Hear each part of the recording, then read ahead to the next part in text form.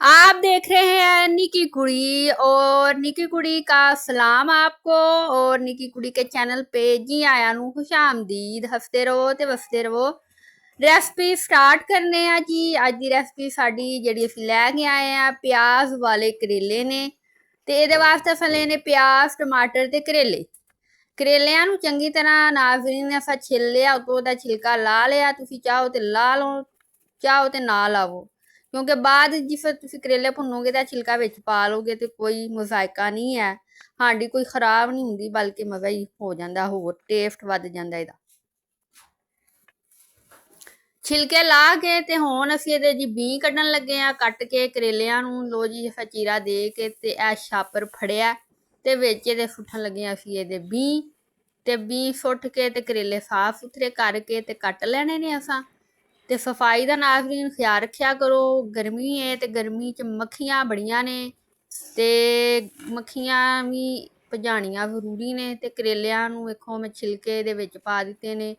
Dustbin ਲਵੋ, ਕੋਲ ਛਾਪਰ ਖਾਲੀ ਕੋਈ ਲਵੋ, ਕੋਈ ਪਲੇਟ ਲਵੋ, ਕੋਈ ਟੁੱਟਾ ਛਾਬਾ ਲਵੋ, ਉਹਦੇ ਵਿੱਚ ਛਿਲਕੇ ਵਗੈਰਾ ਰੱਖੋ। ਸਾਫ ਸਫਾਈ ਦਾ ਖਿਆਲ ਰੱਖੋ।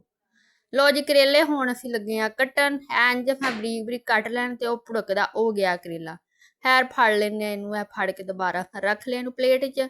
ਲੋ ਜੀ ਕਰੇਲੇ ਕੱਟਦਿਆਂ ਮੇਰੇ ਸਾਰੇ ਕਰੇਲੇ ਵੇਖਦੇ ਵੇਖਦੇ ਤੁਹਾਡੇ ਆ ਵੇਖੋ ਕੱਟੇ ਗਏ ਜੇ। ਕਰੇਲੇ ਕੱਟ ਕੇ ਪਲੇਟ 'ਚ ਰੱਖ ਦੇਣੇ।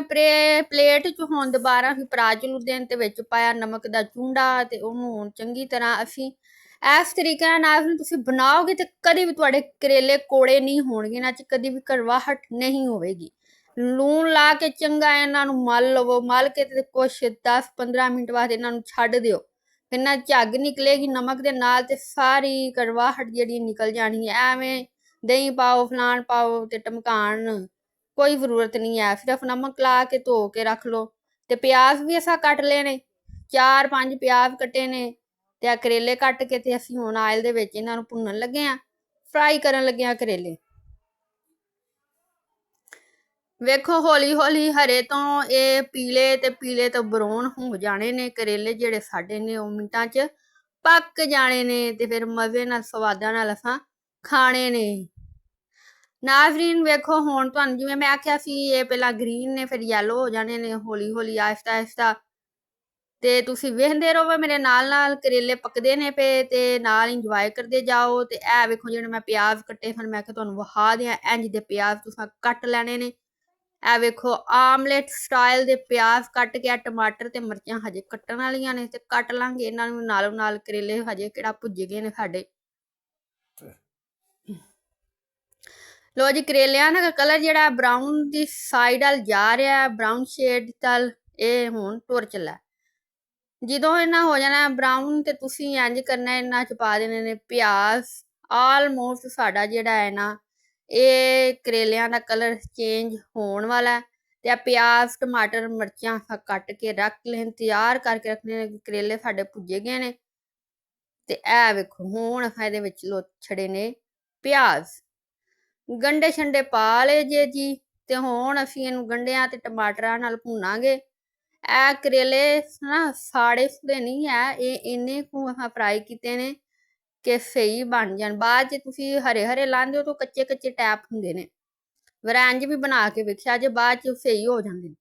ਇਹ ਟਮਾਟਰ ਵੀ ਪਾ ਛੜੇ ਜੇ ਅਸੀਂ 4 ਟਮਾਟਰ ਪਾਏ ਦੇ ਵਿੱਚ। ਆਹਾ ਖੱਟੇ ਮਿੱਠੇ ਤੇ ਮਜ਼ੇਦਾਰ ਕਰੇਲੇ ਨੇ। ਬੱਚਿਆਂ ਨੂੰ ਵੀ ਖਵਾਓ, ਆਪ ਵੀ ਖਾਓ, ਵੱਡਿਆਂ ਨੂੰ ਵੀ ਖਵਾਓ, ਬਜ਼ੁਰਗਾਂ ਨੂੰ ਵੀ ਖਵਾਓ। ਤੇ ਨਾਲ ਕੱਚੀ ਲੱਸੀ ਜ਼ਰੂਰ ਬਣਾਓ, ਗਰਮੀ ਨੂੰ ਭਜਾਓ।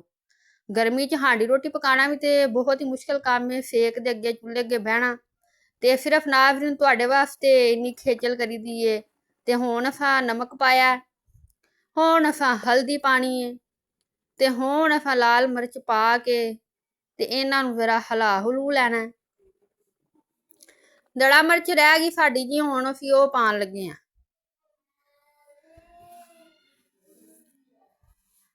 ਵੇਖੋ ਜ਼ਰਾ ਤੁਹਾਨੂੰ ਮੈਂ ਜ਼ਰਾ ਕਲੋਜ਼ ਕਰਕੇ ਵਿਖਾਇਆ ਕਿ ਕਿੰਨਾ ਹੀ ਪਿਆਰਾ ਕਲਰ ਆ ਗਿਆ। ਲੋ ਜੀ ਦੜਾ ਮਿਰਚ ਵੀ ਪੈ ਗਈ ਹੈ। ਹੁਣ ਇਹਨਾਂ ਸਾਰਿਆਂ ਨੂੰ ਮਿਕਸ ਕਰ ਲਈਏ, ਹਿਲਾ ਲਈਏ। ਵੇਖੋ ਟਮਾਟਰ ਪਾਏ ਹਨ ਵਿੱਚ, ਕੋਈ ਪਤਾ ਹੀ ਨਹੀਂ ਚੱਲਿਆ, ਉਹਨਾਂ ਦਾ ਨਾਮ ਨਿਸ਼ਾਨ ਨਹੀਂ ਰਿਹਾ। ਗਲ ਗੁਲ ਗਏ ਨੇ, ਭੁੱਜ ਭੁੱਜ ਗਏ ਨੇ ਵਿੱਚ। ਤੇ ਪਿਆਜ਼ ਵੀ ਤੁਹਾਨੂੰ ਨਜ਼ਰ ਆ ਰਹੇ ਨੇ। ਤੇ ਲੋ ਜੀ ਲਾਸਟ ਪਰਫਾਰਮੈਂਸ ਕਰੇਲੇ ਦੀ ਰਹਿ ਗਈ ਸੀ, ਹਰੀਆਂ ਮਿਰਚਾਂ। ਤੇ ਲੋ ਜੀ ਇਹਦਾ ਰੰਗ ਨਿਕਲ ਆਇਆ।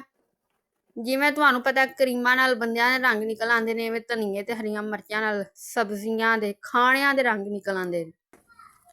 ਮਜ਼ੇਦਾਰ ਕਰੇਲੇ ਦੀ ਰੈਸਪੀ ਹੋ ਗਈ ਹੈ ਤਿਆਰ, ਤੇ ਬਗੈਰ ਕਿਸੇ ਕੜਵਾਹਟ ਤੋਂ ਕੋੜ ਤੋਂ ਇਹ ਕਰੇਲੇ ਹੋ ਗਏ ਨੇ ਤਿਆਰ। ਤੇ ਤੁਸੀਂ ਇੱਥੇ ਤੱਕ ਆ ਗਏ ਹੋ ਤੇ ਸਾਨੂੰ ਫੀਡਬੈਕ ਜ਼ਰੂਰ ਦੇਣਾ, ਤੇ ਨਿੱਕੀ ਕੁੜੀ ਦੇ ਚੈਨਲ ਨੂੰ ਸਬਸਕ੍ਰਾਈਬ ਕਰ ਦਿਓ, ਲਾਈਕ ਕਰ ਦਿਓ, ਤੇ ਚੰਗੀ ਮੇਰੀ ਵੀਡੀਓ ਸ਼ੇਅਰ ਕਰੋ, ਫੈਲਾਓ ਯਾਰੋ। ਬਹੁਤ ਹੀ ਮਜ਼ੇਦਾਰ ਰੈਸਪੀ ਹੈ, ਜ਼ਰੂਰ ਬਣਾਉਣਾ ਤੇ ਕਮੈਂਟ 'ਚ ਦੱਸਣਾ ਤੁਹਾਨੂੰ ਇਹ ਰੈਸਪੀ ਕਿਵੇਂ ਦੀ ਲੱਗੀ ਹੈ। ਕੋਈ ਚੇਂਜ ਤੁਸੀਂ ਚਾਹੁੰਦੇ ਹੋ ਤੇ ਜ਼ਰੂਰ ਦੱਸਣਾ। ਅੱਲਾ ਹਾਫਿਜ਼, ਬਾਏ ਬਾਏ।